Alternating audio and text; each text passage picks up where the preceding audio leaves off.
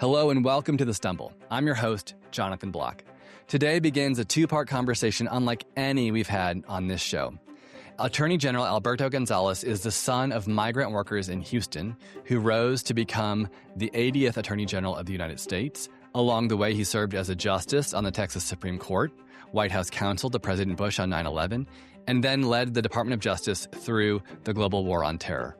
His wife, Becky, was there for all of it, raising their boys, managing their family, and holding things together while Washington did what Washington does.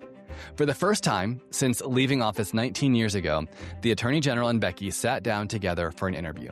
They did it with me in person at Belmont University in Nashville, where the judge has been dean of the law school for 12 years and is retiring at the end of this year. In part one of this discussion, the Attorney General and Becky speak candidly about ICE, immigration, and the Justice Department's handling of the Epstein files. They talk about Al's rise to become Attorney General and why he chose to make protecting kids from online sex predators a federal priority, even during the global war on terror.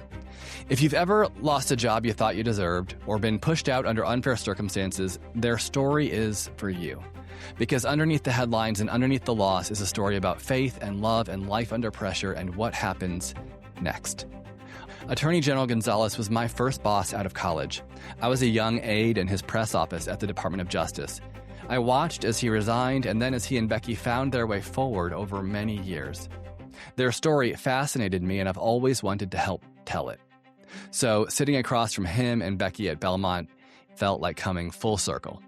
Here are Attorney General Alberto Gonzales and Becky Gonzales. Thank you both for making the time to do this. I appreciate it so much. It's such a joy to see you again. You look a lot older. I do look a little older.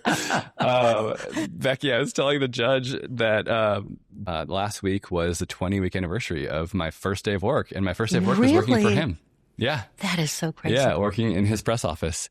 And so it's funny how life sometimes takes us in full circles. Mm-hmm. Let's just start with where we are. We're sitting here at Belmont University, where you are dean of the law school. Mm-hmm. You've been here for 12 years and are retiring later this year. That's the plan. That's the plan. We'll see. All right. What are you most proud of? 14 years. 14 years total, yeah, right? Because you were a professor for 2 years before becoming dean. I think we've done a very good job preparing some very strong leaders for the community. We instill in our students the importance of service. And so I'm very proud of the job that we've done in preparing the next generation of leaders.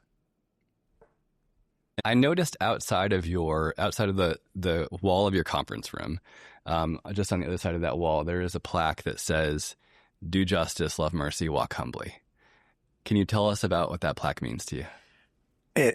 Well, first of all, I believe in it. It's a scripture, I think, from Micah in the Bible, and it was given to me as a gift.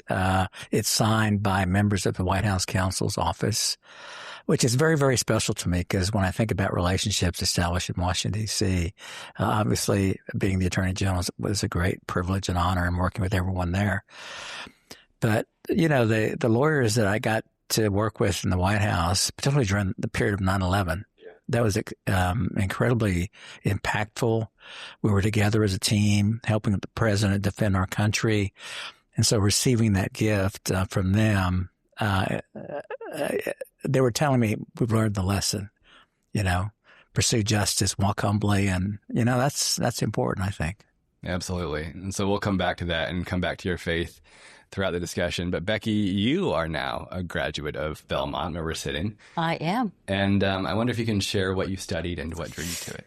Well, I had never finished my college degree because we moved a lot.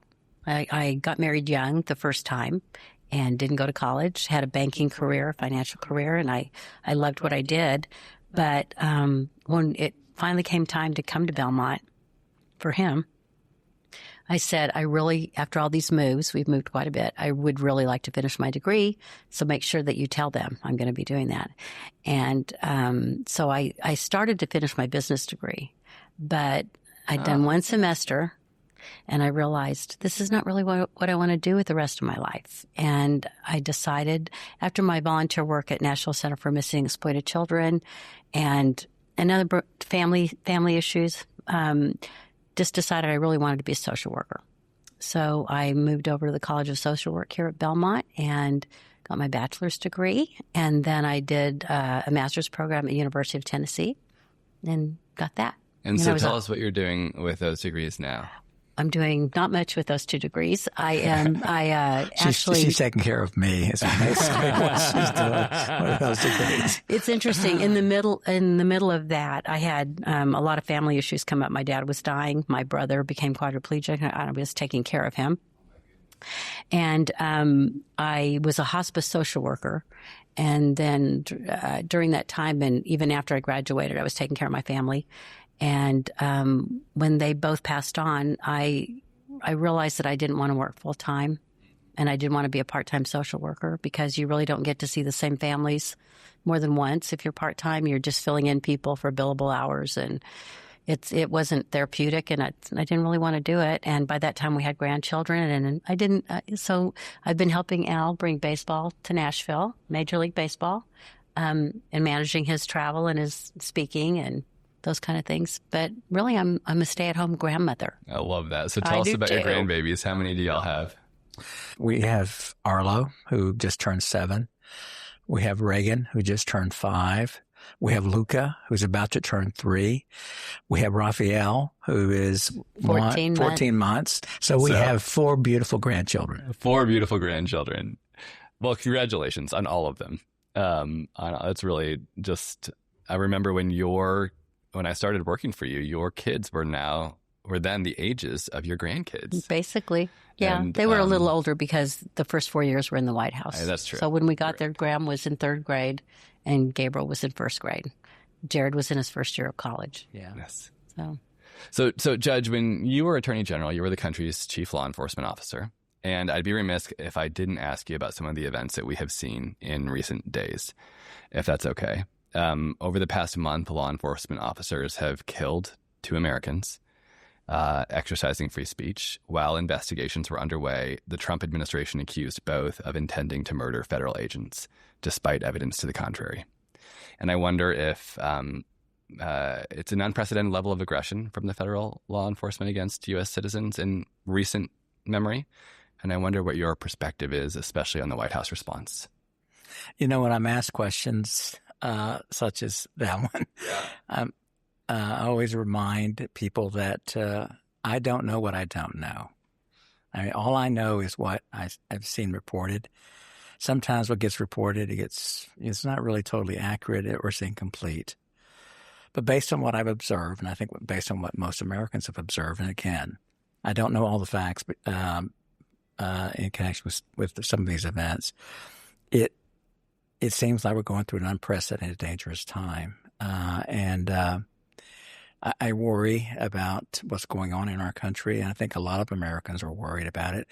We all of us, of course, believe that if we have dangerous criminals, murderers, rapists in this country, particularly from other countries, but even Americans, they should be found, they should be arrested. And if they're not American citizens, and if they're not going to be prosecuted, they should be removed from our country. But the way that we're enforcing immigration today, to me, is that it sends a terrible message, not just to the American people. It sends a terrible message to our people around the world in terms of what America is today as opposed to what it was when Ronald Reagan left in that famous last speech and talking about the value of immigrants and how much they've contributed and why we are, as a country, are stronger and better because we have welcomed immigrants and they're part of the fabric of our society. I don't think that message is out there anymore. And I think that really does sadden me. And I think that makes America weaker. I really do. And I think it emboldens our enemies. And so for all those reasons, I worry about it. Obviously, the president's entitled to do what he believes is necessary if it's lawful.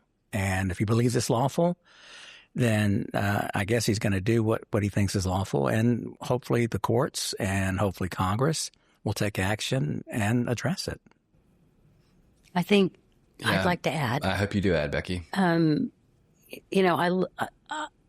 My great-grandparents and Al's great-grandparents were born in other countries. And our grandparents were born here. But they were from immigrants. And I think we'd be hard-pressed to find an American who's not doesn't have descendants from immigrants. Right, yeah, right. We all exactly. are. We all are. Yeah. And I just want to make that point. I think it's a good point. While we're on current events, the Justice Department that you once led just released 3 million pages of documents relating to the investigation around Jeffrey Epstein. And I wonder if there's anything that you'd like to, any commentary you have on that investigation. I can assure the listeners that I'm not going to be mentioned in the Epstein You are not documents. mentioned in the files. That's true. But so many are. Many dozens of high-level politicians, world leaders, business leaders are. Yeah, I think there was great hope, particularly amongst the victims, that when Congress passed the law about the release of these files, that there would finally be some level of justice. And obviously, Department of Justice, for reasons which they say that they needed time to redact and protect innocent victims, innocent people, they blew past the deadline required by the law, and then they've now made this release. And my understanding is that they said there will be nothing else released. The Deputy Attorney General has said that. Right. I think this whole episode is embarrassing. I think it's an embarrassment to this administration, to the Department of Justice, a complete failure of the department to abide by the law. That's the role of the Department of Justice, to enforce the law. And here we have a department that's not doing that. And I understand this is a tremendous challenge, and these are millions of documents. You do want to be careful about making sure that innocent people are not victimized again by the release of these documents. But what appears to be in some cases selective redactions and the selective release of documents, drip, drip, drip process, it sends a terrible message. And I think it's legitimate for the American people to wonder, what are you hiding? And so if there's nothing to hide, it's not my job, of course, to direct the president or suggest or recommend to the president what he should do. But he's in charge of the executive branch in the Department of Justice. He can simply say to the Attorney General, release all the documents, except for those, of course, redacting the names of innocent victims. But that hasn't been done. And it hurts him. It hurts the administration, hurts the image of of America around the world, because the president seems very eager to order things, to exercise executive power in various other areas. Why he hasn't done so in this case? There is one argument, though, that one might make that it's good that he's not. Typically, when I was in the White House as Attorney General, or White House counsel, then as Attorney General, I wanted to make sure President Bush should not get involved in making decisions relating to the enforcement of the law, because that creates the perception of politics being involved. And so I would tell the president when I was White House counsel and John Ashcroft was going to do something as Attorney General, Mr. President, you need to stay away from that. That's a decision that's got to be made at the Department of Justice. And so for the most, as a rule, I would say you want to keep the president out of telling the Department of Justice what to do. But in this particular case, this would be one notable example where I would say the president should be directing the department, release all the documents as soon as you absolutely immediately, assuming you've got the redactions made to protect the identities of innocent victims. I think the redactions have been inconsistent. So some places the victims are redacted and other places they're not. So that's a tough job too. Yeah, Becky, that was my next question for you. That hundreds of women, these victims, have come forward now and said the redactions are not complete, right, and our identities have been released. Mm-hmm. Please pull all 3 million pages off and go through and redact again. Your background now is in trauma-informed social work. Right. Before that, you did volunteer work with the National Center for Missing and Exploited Children. Mm-hmm. I just wonder what commentary, what thoughts you might have on the impact to victims here and the kind of the disregard it's for terrible. victims. I mean, I feel for those women. They purposefully haven't come forward and said, I'm a victim and I want to be known and I want justice. They have to try and navigate a life where they have something that's deeply painful and yet has been made public, and it's going to be different for every one of them. But, you you can't put the genie back in the bottle. It's been done. The way that this has been handled, from the very beginning has been a disaster for the American people, certainly for this administration. And certainly and for the victims. The victims, yeah. Yep. Yeah. I just hope Ghislaine Maxwell is never released. She's clearly not a victim of Jeffrey Epstein, and the fact that she's been moved to a prison that is not secure, from what I understand, it's concerning. Yeah. She should not be pardoned, released. She needs to be held accountable. Yeah. Let's go back in time. Perhaps to more fun times before you lived in Nashville, way before you were famous and attorney general and counsel to the president. Becky, you moved a lot growing up. I wonder if you can tell us about your parents and about your growing up years. About the values they imparted to you. Had interesting parents, Jewish mother, Mormon father, confusing upbringing. But actually my dad was in the Air Force. And so they moved a lot. And then when he got out of the Air Force, he was in military intelligence, and we moved a lot. And then he entered the corporate world, and we moved a lot. So I went to 14 schools in 12 years. 14 schools in 12 years. Yep. And was really looking forward to that, making a home, finding a place to call home. And when Al and I got married, he was a partner at his law firm. And I had, thought, we're going to live in the same house. We bought a beautiful home in Houston. We're going to live in this house for the rest of our lives. Our kids are going to grow up with these kids, and we're going to know these people forever.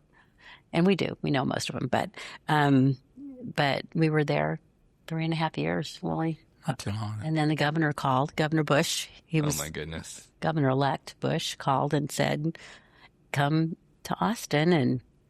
And so we did that. Before we get to Austin, so you have a Mormon father, a Jewish mother. Yes. How were you raised? Did they raise you in a religious upbringing? It's funny because my dad's from Utah. Uh-huh. All of his family in Utah are Mormon.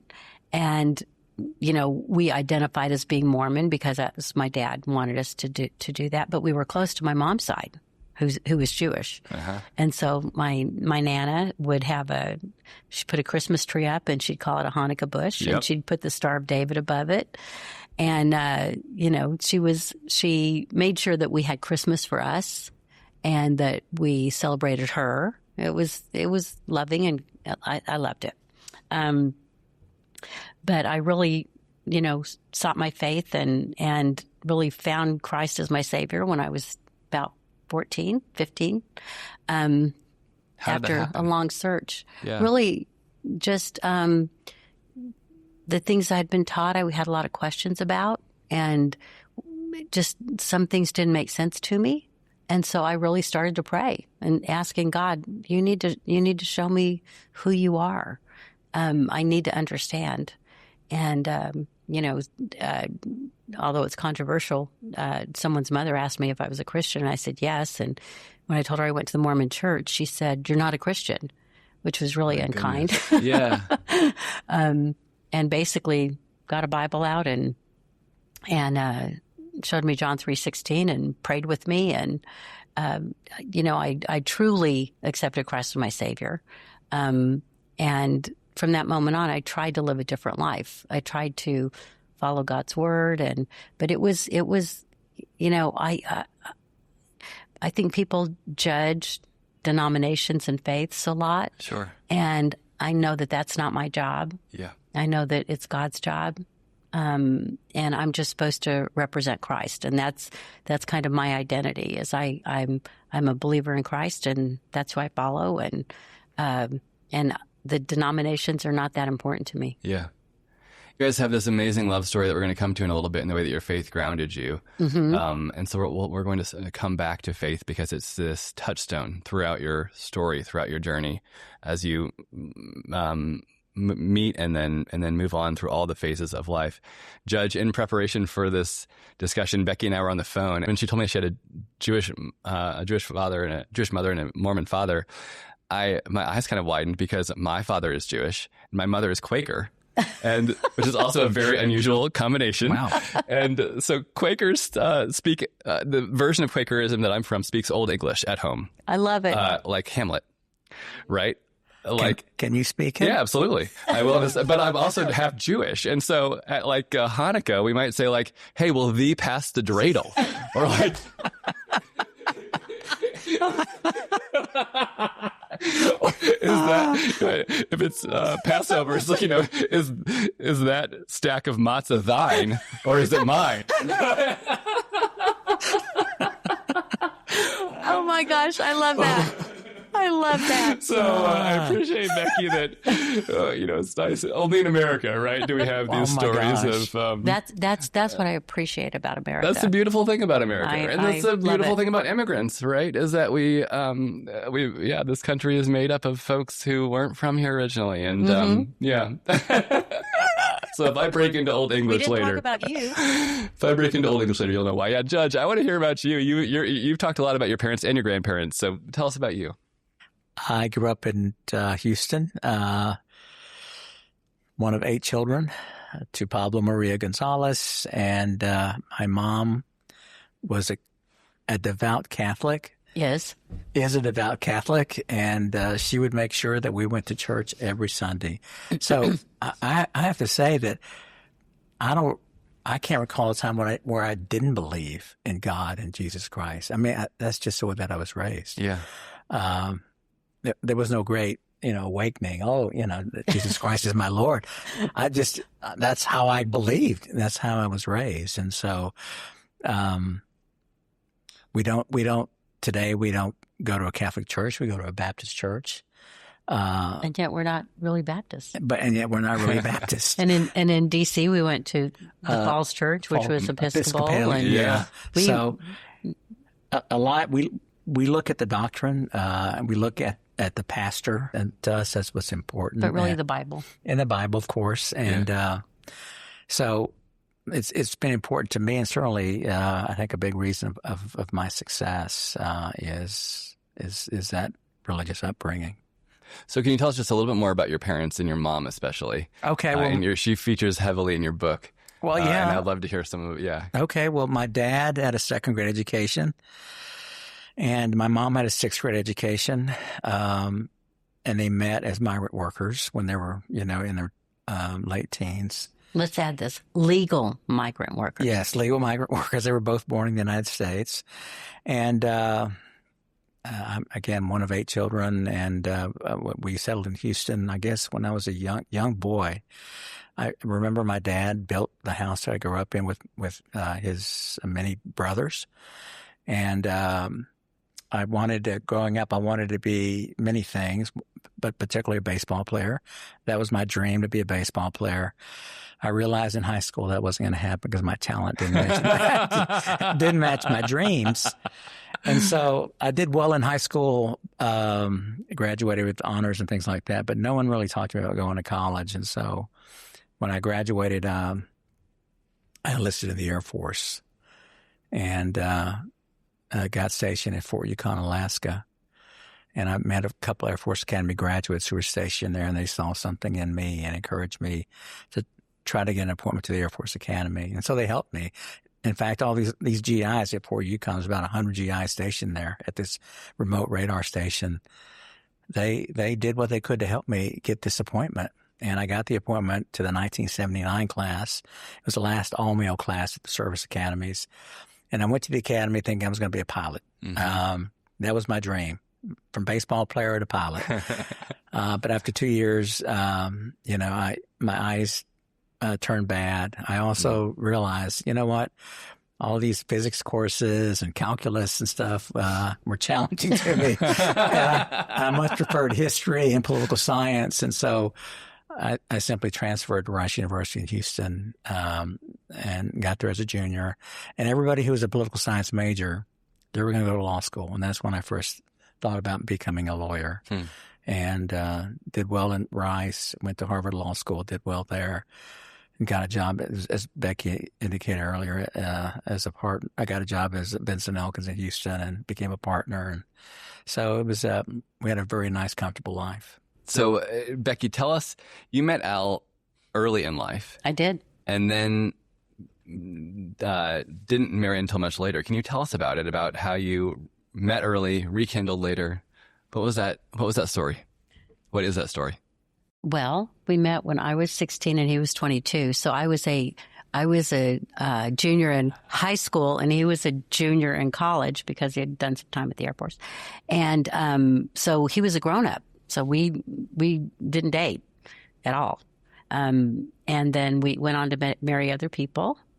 Those didn't work out. Mm-hmm. And, at some point I realized I really like this person. He was back in Houston and back from Harvard, and our marriages hadn't worked out, and we started dating. And at the time, Judge, from what I hear, from what Becky told me ahead of time, you were living a pretty happy life as a bachelor at the Four Seasons. Yeah. Is that true? He had an apartment at the Four Seasons in Houston. Come on, if you looked at how I'd grown up, I mean, no, it was it may have been a little bit over the top.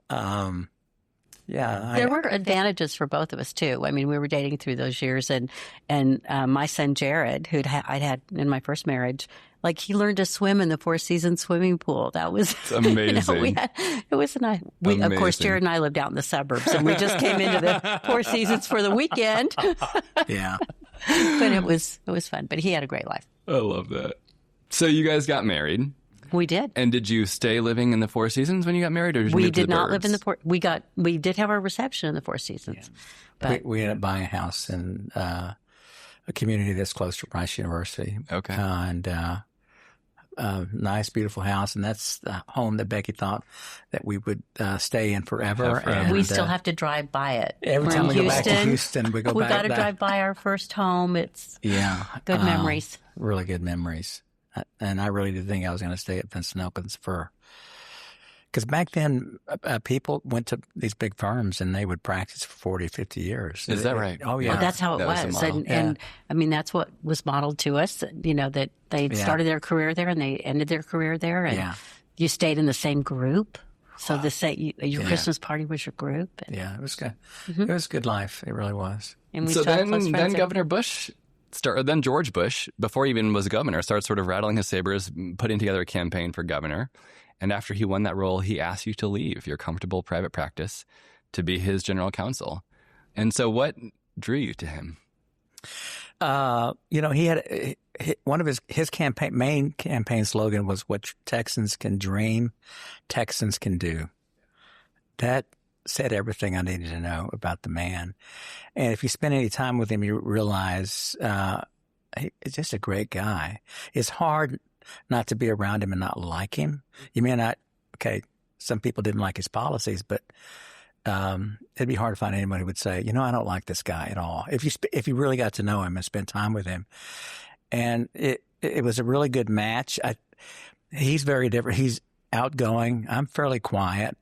He's a son of a president. I'm a son of a construction worker. And for whatever reason, we just meshed. And I think he loved my story. I think he viewed my life as the American story. And because there were many instances where he promoted my story. In fact, in his second inaugural as governor, in his speech, he talked about how I had realized my parents' dreams by what I had accomplished. I think of my friend Al Gonzales, recently sworn in as a Supreme Court justice.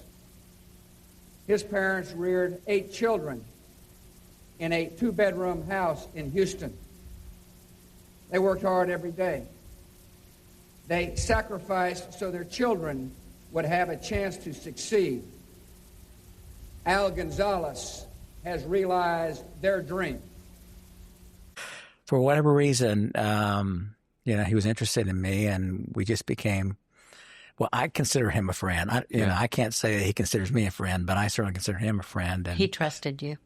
I think we had a level of trust that is very, very important, particularly when you talk about the lawyer and the client. Yeah. That trust is critical. So Becky, you guys have this comfortable life in Houston. We do. You've bought the house that you want to live in forever. We do. And then your husband accepts a role for an upstart governor, the son of a president, and you have to move to Austin. I probably should mention here I'd gone back to college. Okay. I was at the University of Houston finishing my degree. Finishing your degree. And After I had a long banking career, which I loved. Yeah. Loved my work. But I was happy to be home and having more children and going back to college. And so Governor-elect Bush called, and we went to Austin, and it was going to be for 4 years. And then we were going to come back to Houston in the law firm. Yeah, so it must have been a big change in just even lifestyle, moving from Vincent and Elkins in Houston as a partner to government service in Austin. What was that like? It was financially difficult. I bet. He went to work for less than a third of what he was making. I believe and I immediately had to go back to work, which I did. I went to work for the state of Texas, the Attorney General's office, and I was in the Sexual Assault Prevention Division. And I loved my work. I was still doing financial work. I was handling the state and federal grants that came into Texas and went to the domestic violence and sexual assault program. So I loved what I was doing. And he was like on a rocket. Well, when I went to work for the governor, I realized very quickly how much I loved public service. I realized I'd gotten bored working at Vincent Elkins. I felt like I really wasn't making much of a difference, helping rich people get richer. But going into government service, I felt like for the first time, okay, I'm making a difference. Yeah. Here's a guy that I really believe in. He's trying to make Texas better. I can help him make Texas better. And so again, we hit it off. We worked on some major issues together. And after about 3 years, the Secretary of State resigned. And so Governor Bush appoints me as Secretary of State, which was a great job. Oh, my gosh. Why? Well, first of all, you have a beautiful first floor office in the Capitol. You're in charge of a staff of about 300 people.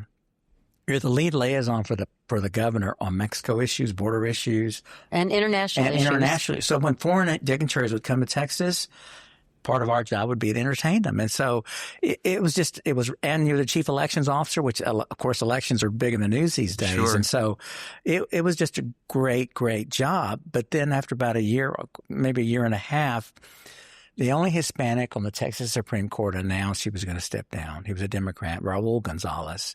Any relation? No. I remember I was traveling and I heard the news that Justice Gonzales was stepping down. And we loved him. And we very did. much. We were close friends. I knew him. I just knew there was a good chance Bush was going to ask me to go on the court. Sure enough, the next morning, the governor was entertaining the energy minister from Mexico in the governor's mansion for breakfast. And I was there as Secretary of State. And after breakfast, he asked me to go upstairs. And I went upstairs with him and we sit down. He says, "Do you want to go on the Supreme Court?" And I looked at him. I said, "Governor, do you want me to go on the court?"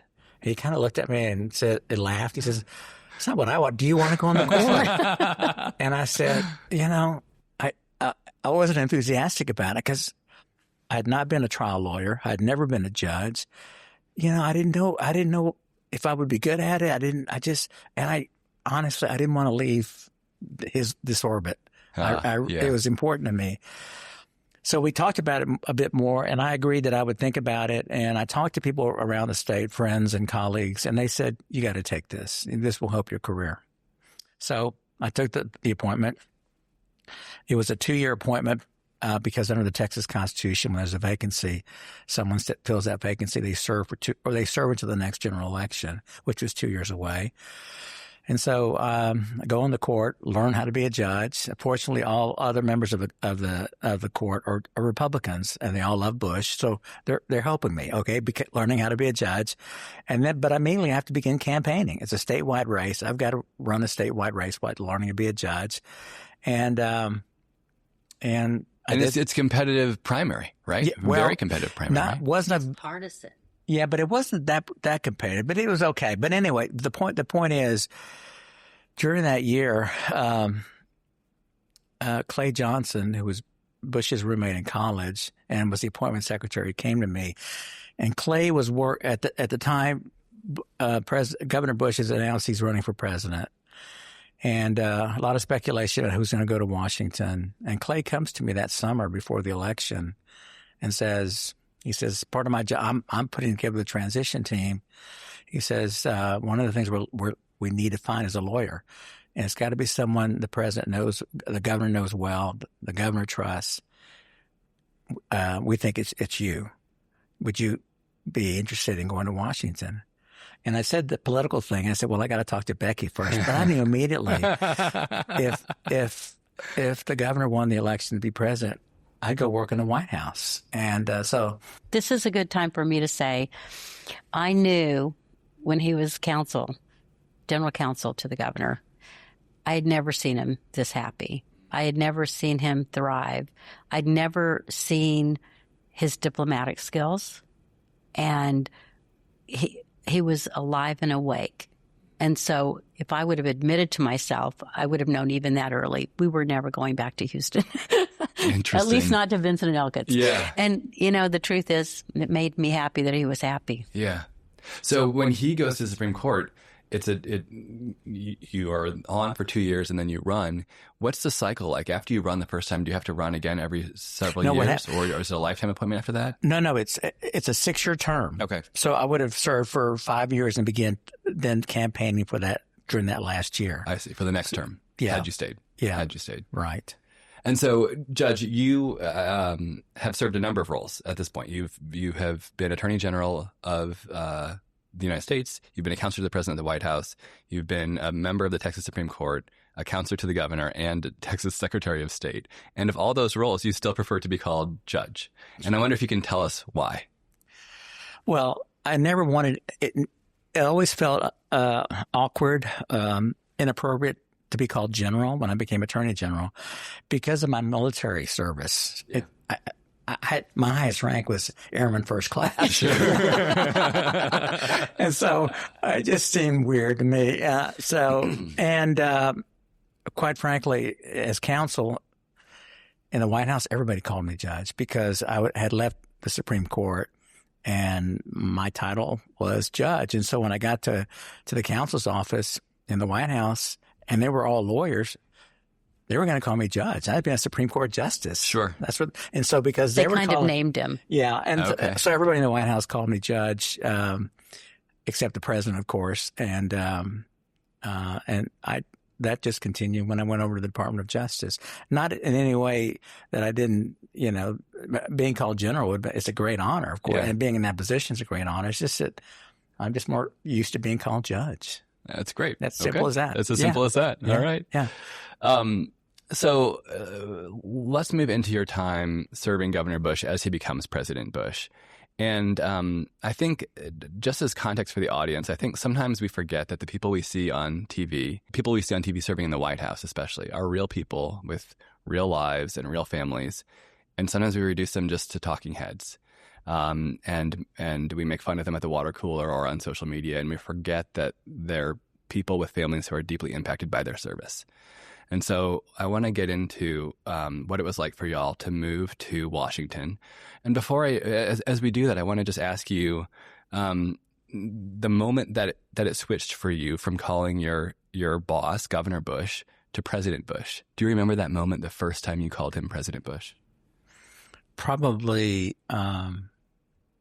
it may have been when he first came back at Bergstrom Airport at the airport. Clay Johnson had told me that the day after the election, Bush would call me to offer me the job as White House counsel. Of course, the day after the election, the Florida recount was going on. Yeah, there was no decision. But anyway, the night before the election or the day of the election, Bush arrives back at Bergstrom, the hangar. I can't remember the name of the hangar, but there's a big crowd to greet him, and we're there, and we see each other, and he says, "I'll call you tomorrow." We were pretty confident he's going to win the election, and of course that didn't happen. But nonetheless, he calls me the next day, and he says the election hasn't been decided. He said, "But it'll be over in a few days," is what he says. That was wrong. And then he offers me the position. And the only question I asked him, will I have the same access to you that I had when I worked for you as governor? And he said, absolutely.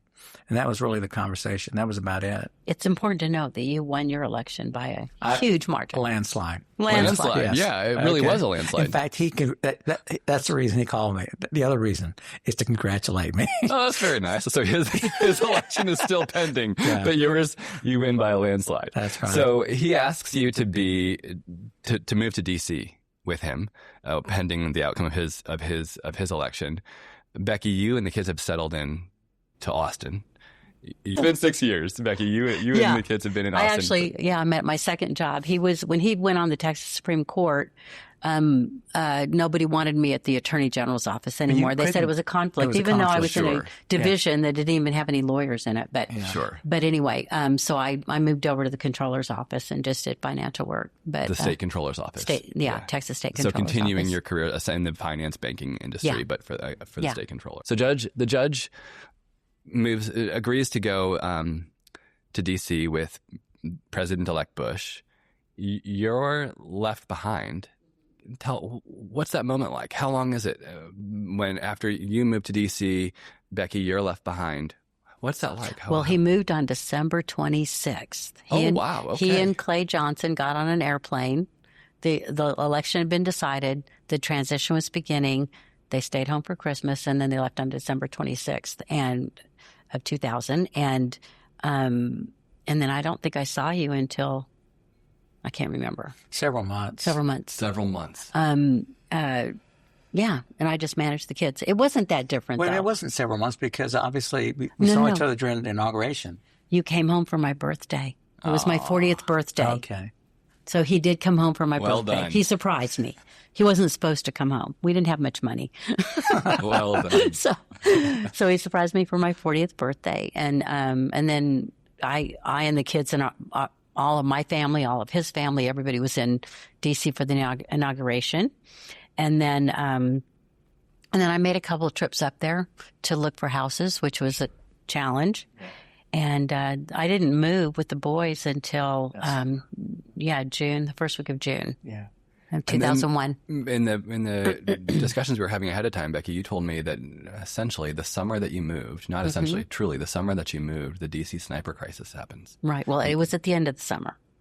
But at the beginning of the summer, we were kind of alone. Al was at the White House all the time, and all the kids were booked, all the neighbors were booked in summer camps and activities and swimming pools, and the kids and I didn't have any of that because, there's long waiting lists in D.C. for everything. Sure. So it was just the boys and I for the summer. It was a very quiet summer. Al was at the White House working all the time. I will say when I first got there, one of the fun things that happened, my stepmother drove with me halfway. My dad drove with me halfway, and the kids and the dogs and the bird. And then my stepmother drove the other half to help me unpack and stuff. And when I got to D.C., I'd only been there for 2 days, and Al called from the White House and said, "We're having dinner at the vice president's residence tonight. You need to drive into D.C." And it was like I didn't even know where my clothes were. So that was. So tell us about that moment. You're having dinner a few hours later at the vice president's house with Vice President and Mrs. Cheney. And what's it like? And it was just us. Do you remember that? I don't remember the day. Do you remember it, Becky? I do. Can you tell us about it? It was, we were with Vice President Mrs. Cheney, and I'm sitting in this beautiful historic house. I think I'm kind of in shock, really. I'm sure. Just finding clothes to wear was a major accomplishment. Driving in, I'd never driven in Washington. No, that's not true. I drove your car when I drove it up to D.C. But so this is sort of your second time driving in Washington, and you're driving to the Naval Observatory. Exactly. This was before GPS in our cars too. Do you remember MapQuest? I do. Yeah, that's how we got around. Yeah.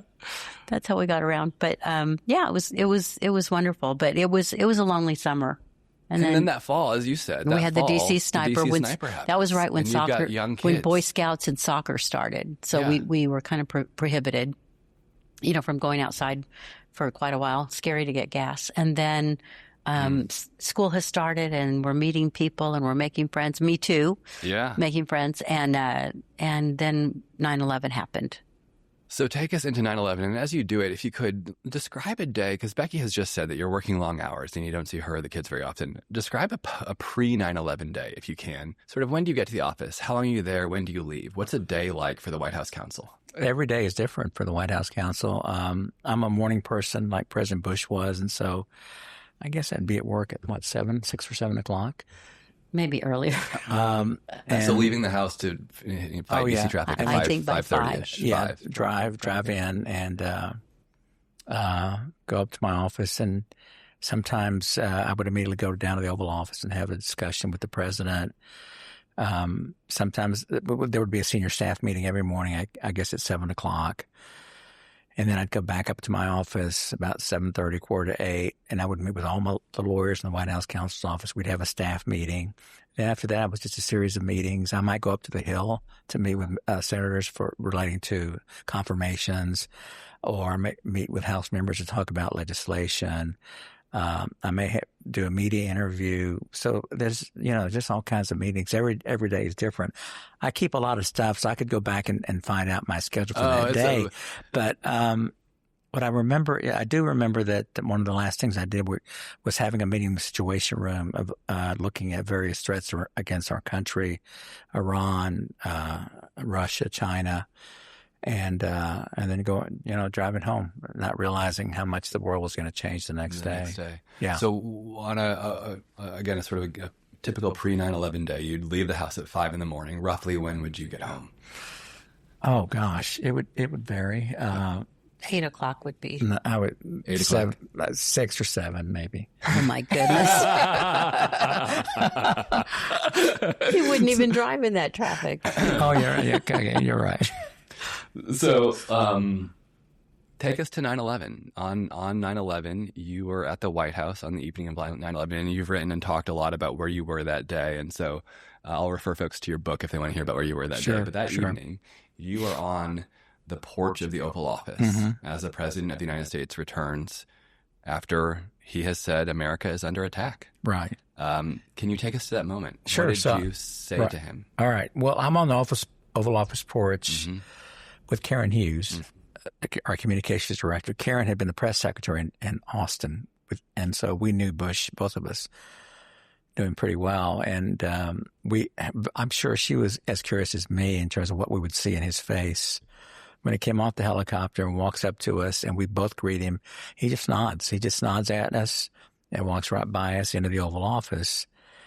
And that was the first indication that people ask me from time to time, well, what did you see? What did you observe those first days and weeks? It was determination. He was determined to hold people accountable that had conducted this attack. He felt responsible in terms of protecting America. And by gosh, and I remember there were a few times in those days afterwards I would ask him, what can I do? What can we do to help you? And he would just say, you just do your job. Just do your job. His job was to protect America. Our job was to help him do his job. And so it was pretty I wouldn't say I never noticed any fear in him, any indecision. He knew he had a job to do, and he was focused on doing that. And so that instilled in us confidence. It instilled in us the knowledge that here's someone that we could depend on who knows what needs to be done.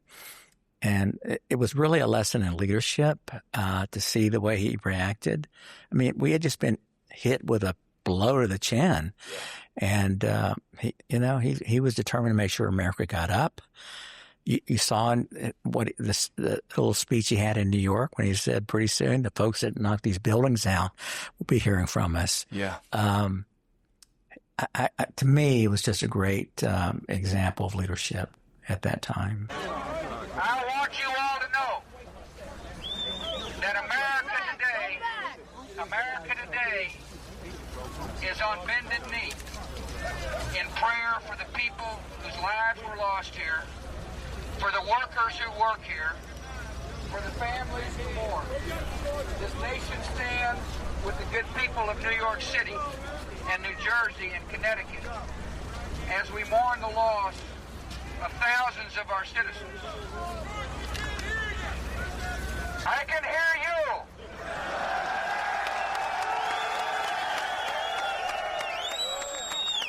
I can hear you. The rest of the world hears you. And the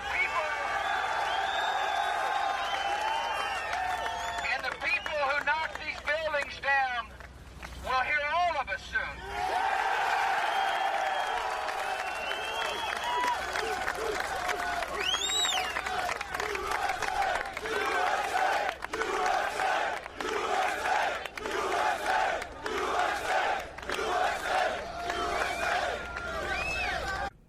So, Becky, you are home that day. Mm-hmm. The judge has left the house at 5 a.m, maybe earlier like he normally does. Mm-hmm. What's that day like for you? Well, he was traveling that day, and he was at Norfolk giving a speech. And if he was going to travel overnight, I always knew where he was. But if he was going to travel during the day, I didn't need to know. I knew he'd be home later. And so he had flown out of Dulles Airport. And, you know, we, of course, learned later that he was in the airport with the terrorists. Unbelievable. But we don't know if they passed each other. We don't have any idea. But, Sure. But I was at home. I was actually still working for the state of Texas, the controller's office. So I'm, you know, in my bathrobe at my computer. This was before we telecommuted. They were letting me finish a project. And so I was working, and my neighbor called and said she worked downtown. And she was my first friend, and our sons played together. And she said, "Are you watching TV?" And I said, "No." And she said, "Turn it on." I turned it on, and the World Trade Center's on fire. And she and I are talking, and you know how scary this must be for the people in there. And while we're on the phone, the second plane hits, and Marlene says, "Go pick up the boys." I mean, the next words out of her mouth were, "You have to go get our children." And I did. I mean, I basically, you know, hung up the phone. And of course, I'm trying to call Al, and there's no cell service after some period of time. We couldn't get hold of each other. He couldn't call me. I couldn't call him. At some point, I had a landline, and Libby, Al's assistant from the White House, called me on my landline.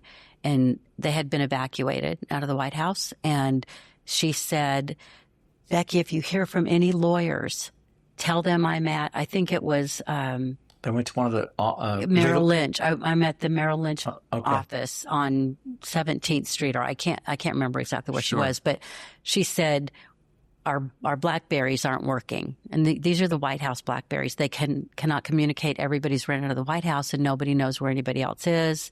But they also know they have a job to do.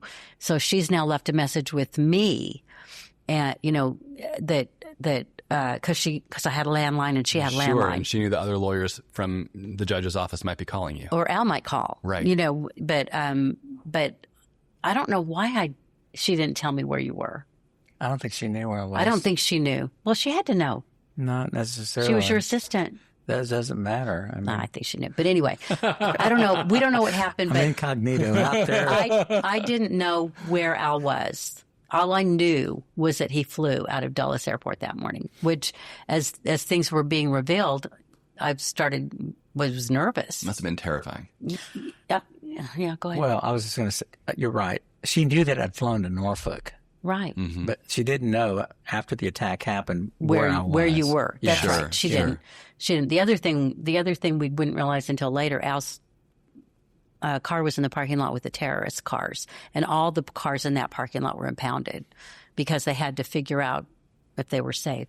And so anyway, I went and picked up our boys. The principal asked me not to, that we didn't want to create a panic. And I said, "Give me my children now, and give me the lupus children."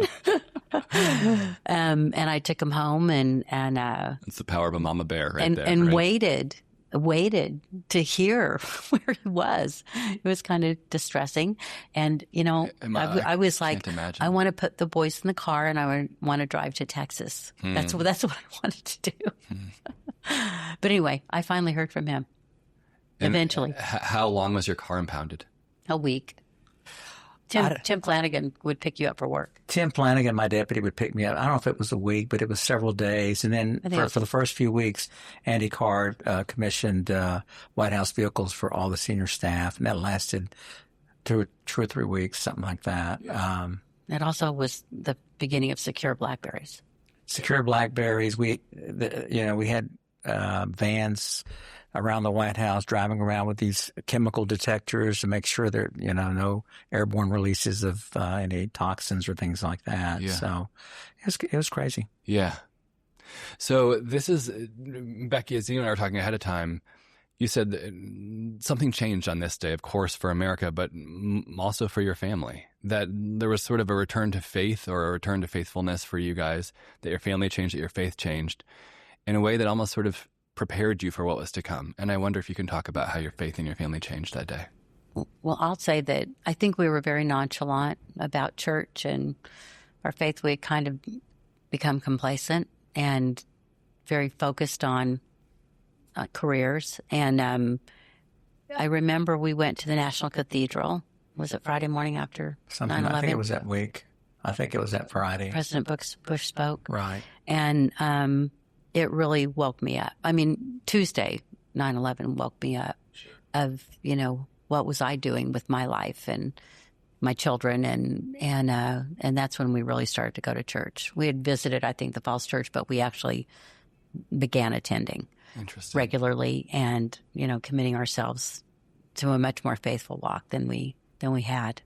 And so with all the bad of it, there was some good for us. Your family, yeah.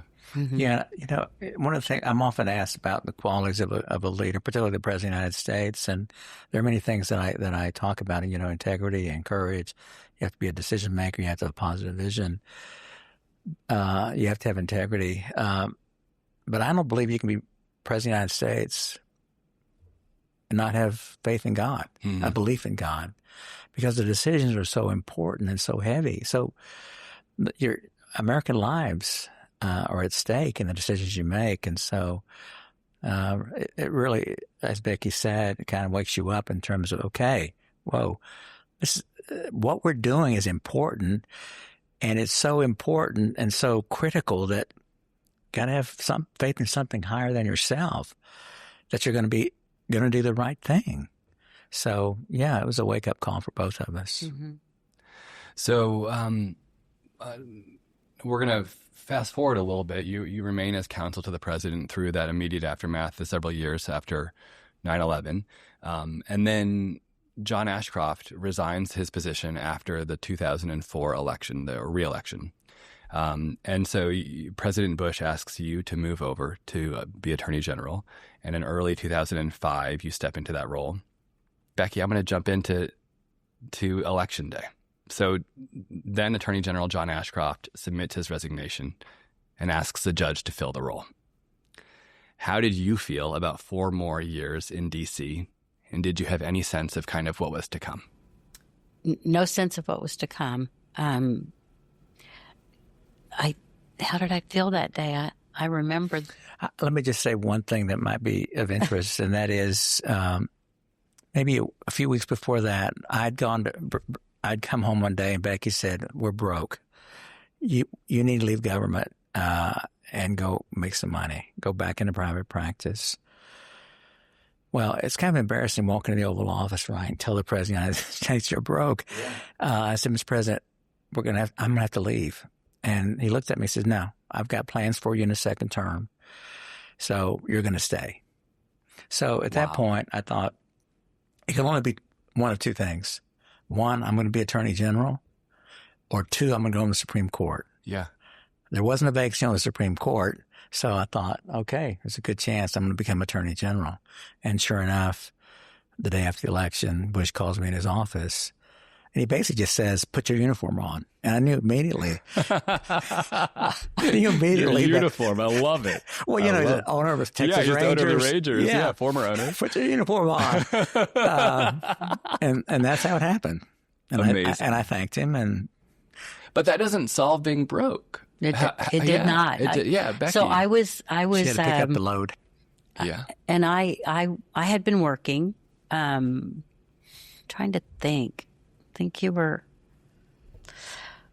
I had gone to work. I'd worked at a nonprofit when we first got to D.C., just doing development work, and which I really did enjoy. And eventually, I went to work for the National Endowment for the Arts, and I was the first development director they've ever had. And I raised money for arts projects, national arts projects, and I really loved what I was doing.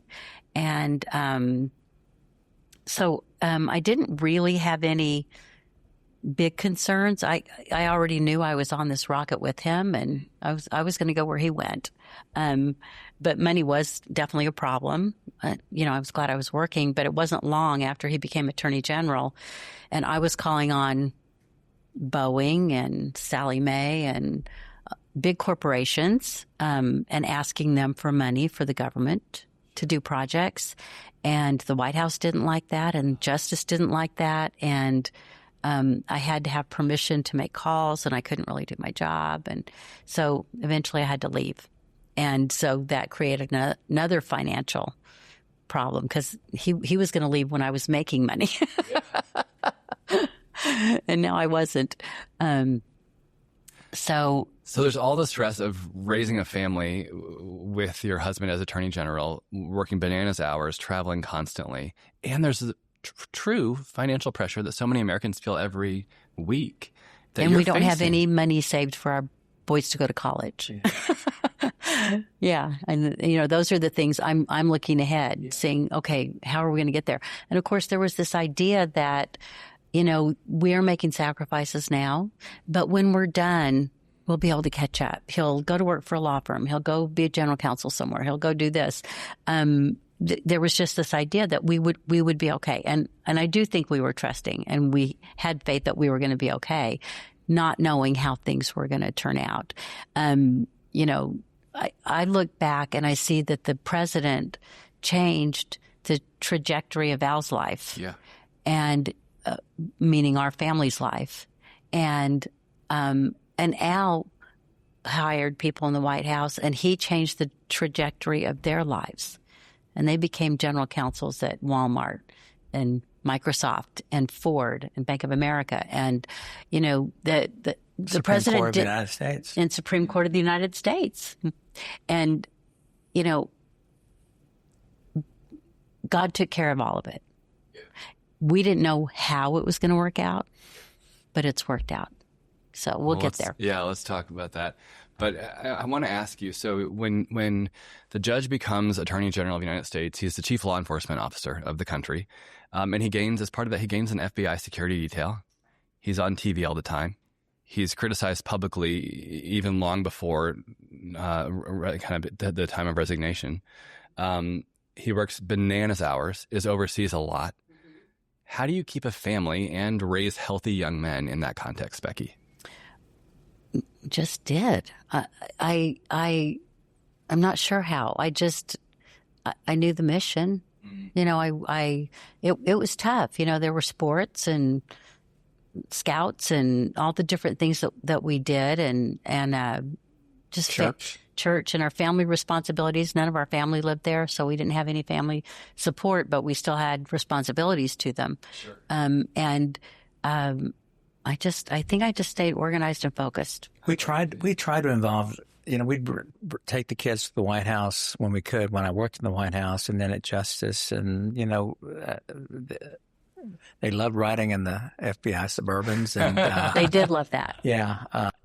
How did that work? Did your detail go with you all the time? Was it only during kind of working hours, No. 24 hours a day? Church, everywhere. They went everywhere. And so if you were going somewhere as a family, the family rode in the limo? Oh, yeah. They rode with me. The detail was with me, and my family was with me. But what was interesting was what the rules were. I don't know if they're the same now, but what the rules were back then, Al required 24-hour security.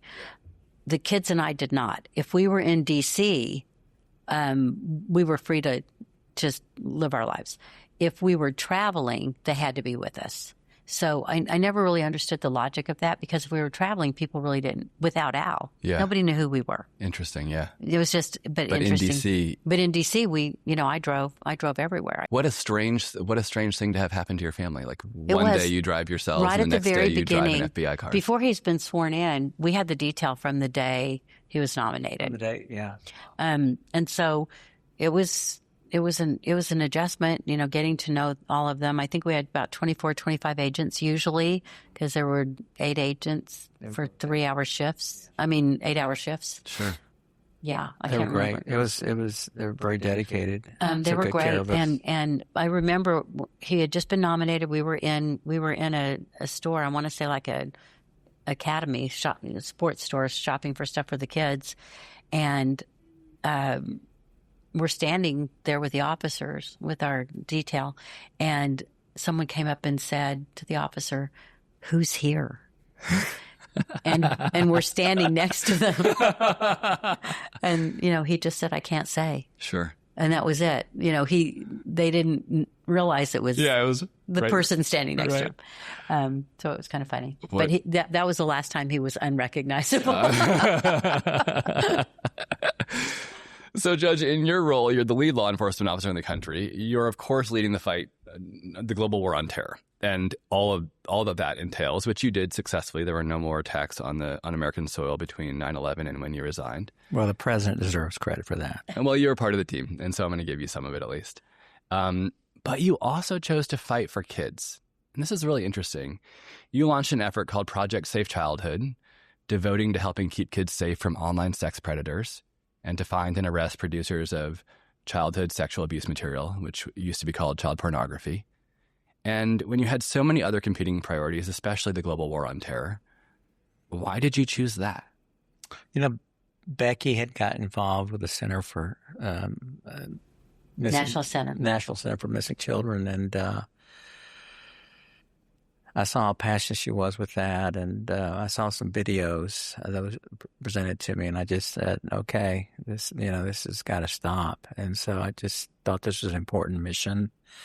And you have, there are a lot of competing priorities, of course, but I thought this was important. It's as simple as that.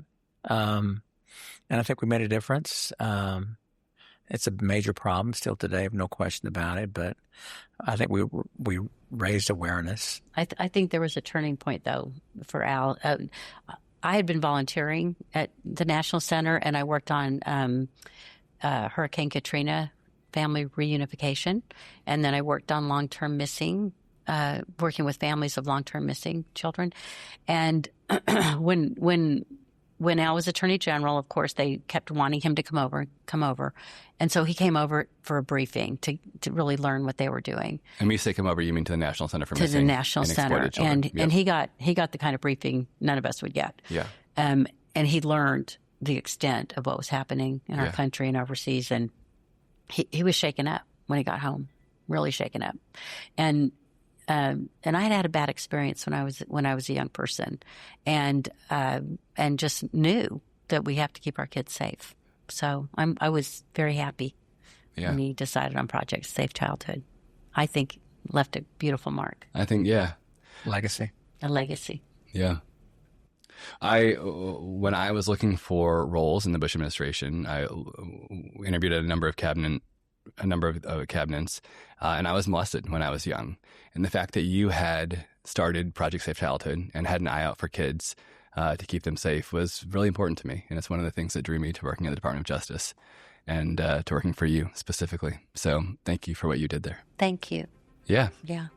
A few things from this conversation stay with me. Becky's description of September 11, the way that Al flew out of Dulles Airport that morning using the same airport, the same terminal, and even the same parking lot as the terrorists. And when she couldn't reach him, she did what mamas do. She went to the school, looked the principal in the eye, and said, "Give me my children now." That tells you everything you need to know about Becky Gonzales. And then she said something almost in passing. She said that when she watched her husband come alive as general counsel to the governor, she knew they were never going back to Houston, even though she loved it there. And rather than fight it, she said, "The truth is, it made me happy that he was happy." And that kind of generosity doesn't get talked about enough. The sacrifices that the people closest to us make so that we can thrive. I want to thank a few listeners: Bushan in Manhattan, Katie in Florida, Josh in Kansas City. Thank you for listening. If the show is worthy of your time, please follow Stumbling Blocks on your favorite podcast app so you don't miss the second half of this incredible conversation. And if you have 30 seconds, please leave a review. It's the best way to help other leaders find this podcast. And next week, the story takes a turn. The Attorney General is asked by President Bush to resign. A New York Times headline announces he cannot find work, and Becky reveals something most couples would never admit. They stopped talking to each other, not out of anger, out of a pain so deep that words didn't come. But that is not where the story ends. Part 2 drops next week. I'll see you then on The Stumble.